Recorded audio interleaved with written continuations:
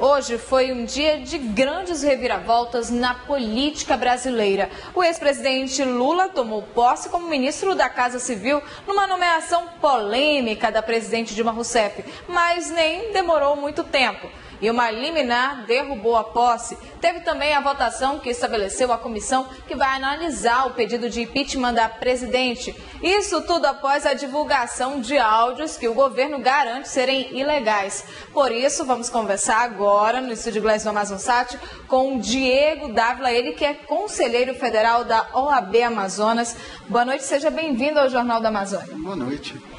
Conselheiro, explica pra gente, juridicamente, a divulgação desses áudios é legal? Em teoria, não. Não é legal a divulgação porque se trata do sigilo da intimidade das pessoas que estão sendo interceptadas. A lei, inclusive, quando se vaza, quando se vê em jornais, se tem que investigar o vazamento dessas informações. São informações sigilosas. Podendo, sim, há uma argumentação toda, como foi feita pelo juiz Moro, para que esses direitos não tivessem incidência e não tornassem ilegal. Mas, a princípio, sim. Agora eu te pergunto, a defesa diz que a gravação, a divulgação, principalmente, é ilegal por conta da presidente gozar do foro privilegiado. Isso procede? Não. Há uma argumentação nesse sentido que, uma vez percebido que há uma autoridade com foro privilegiado que conversa com quem está sendo interceptado, você teria que modificar o foro. Entretanto, a gente tem várias decisões dos tribunais dizendo que não, porque o interceptado não tem foro. Então, não se pode passar uma condição pessoal para o interceptado, uma condição da autoridade que é a interlocutora dele. Agora, há uma liminar de um juiz federal que atua no Distrito Federal, derrubou, todo esse processo de Luiz Inácio Lula da Silva, que é ex-presidente do Brasil, se tornar ministro da Casa Civil. Porém, foi derrubada ainda há pouco essa liminar, mas outra liminar, agora feita por uma juíza do Rio de Janeiro, manteve o afastado do cargo. Será que vai demorar pouco tempo também essa liminar da juíza do Rio de Janeiro? Você tem uma situação de instabilidade muito grande, porque inclusive no Amazonas, você já teve várias impetrações nesse sentido. Em todo o país se está utilizando o quê? A ação popular. A ação popular é uma medida constitucional de qualquer cidadão para combater atos ilícitos e ilegais. Os juízes que estão concedendo as liminares acreditam que a nomeação está sendo ilegal. Então, vai caber, na segunda instância, recorrendo, se modificar o teor da liminar e depois numa instância superior. Agora, a juíza do Rio de Janeiro tem o nome de Regina Coelho. Ela acredita que houve uma tentativa de direcionar o processo para o STF, já que no STF, a ministros foram indicados pelo governo Lula e lá ele teria um certo apoio. O senhor acredita nesse favorecimento? Particularmente, minha opinião pessoal é que tudo dá a entender que sim. É preciso, no entanto, que seja investigado, que se dê a oportunidade de contraditório e ampla defesa a todos os envolvidos. Mas, ao que parece, é uma tentativa de se frustrar a investigação pelo juiz natural, pelo juiz competente do caso. Hoje foi instaurada processo, a comissão do impeachment da presidente Dilma Rousseff. Você acredita que todo esse processo vai demorar muito, haverá muitos recursos? Eu creio que não. Primeiro, eu acredito que vão surgir com os novos fatos uma série de processos. Também o impedimento pode ser suscitado por qualquer pessoa, pode ir só protocolar ao Congresso. E você tem elementos muito graves em todos os fatos que dão, não apenas nesse caso, que é a desobediência da lei de responsabilidade fiscal, mas também em outros casos, até mesmo crimes, a possibilidade de se imputar crimes.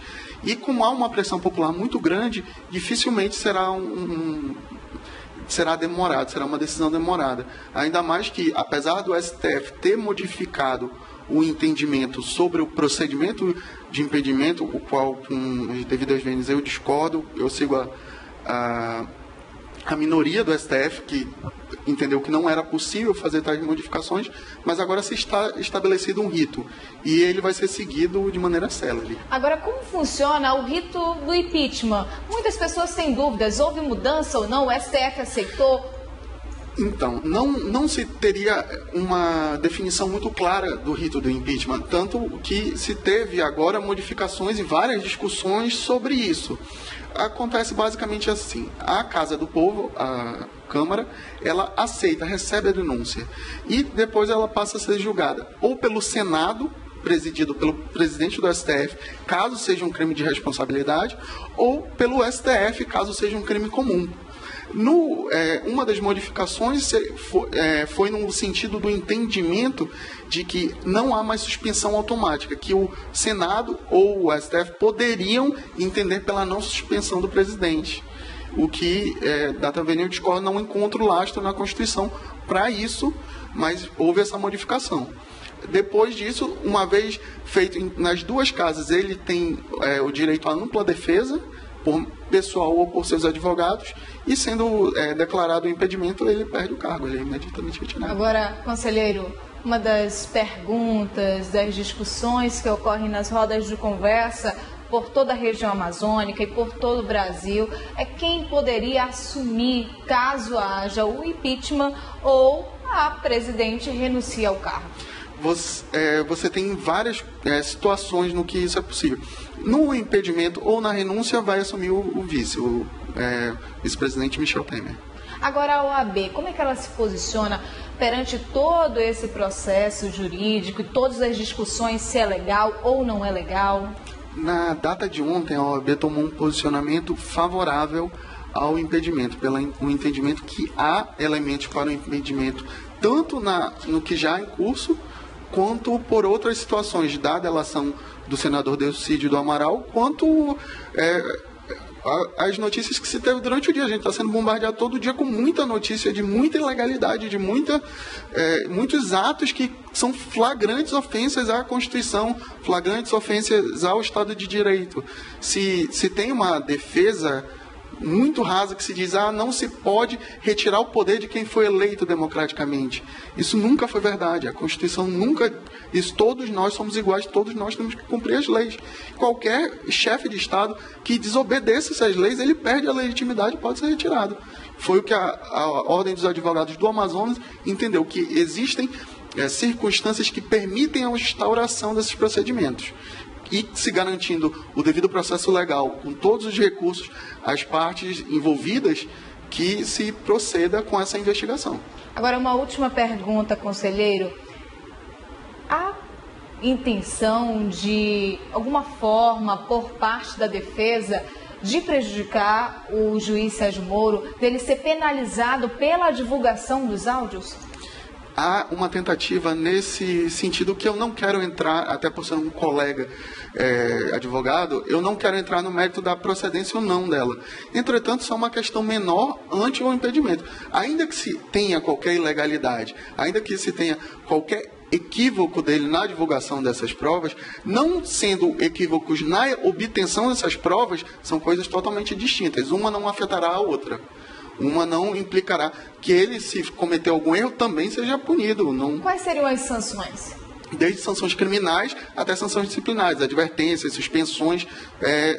Tem que se ver o enquadramento que se vai fazer às condutas dele. E também há a possibilidade de se defender que ele não cometeu nenhum tipo de ilícito, pelo simples fato que as autoridades exercem um munus público, estavam não no seu exercício pessoal resguardado por direitos, mas sim no seu encargo de representante do povo. Então não seriam abrangidas. É uma discussão longa e bastante profunda.